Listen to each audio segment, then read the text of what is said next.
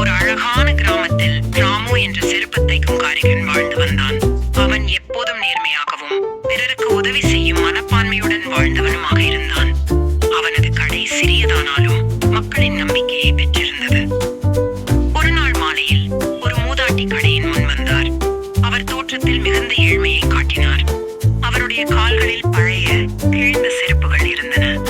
வறண்ட நிலத்தில் நடந்ததால் அவரது கால்கள் வெடித்து இரத்தம் கொட்டிக் கொண்டிருந்தன. அதை பார்த்த ராமுவிற்கு அவர் மீது பரிதாபம் ஏற்பட்டது. அவன் அருகே சென்று, அம்மா, உங்களுக்கு என்ன தேவை என்று கேட்டான். மூதாட்டி மெதுவாக, மகனே, எனக்கு ஒரு நல்ல செருப்பு வேண்டும். ஆனால் அதற்கு பணம் இல்லை. நீ பழையதையே கூட சிறிது ஆட்டி பார்த்து கொடுத்தால் போதும் என்று சொல்லிக்கொண்டே கண்களில் நீர் வடித்தாள். ராமு உடனே முடிவு செய்தான். அம்மா, நீங்கள் கவலைப்பட வேண்டாம். நான் உங்களுக்கு புதிய செருப்பு செய்து தருகிறேன் என்று உறுதியளித்தான். அவன் கடையை மூடாமல் அந்த இரவு முழுவதும் உழைத்தான். நல்ல தரமான தோல் கொண்டு அழகாக ஒரு புதிய செருப்பு உருவாக்கினான். அவன் அதை பளிச்சென்று தூய்மைப்படுத்தி காலை எழுந்தவுடன் மூதாட்டியிடம் கொண்டு சென்றான்.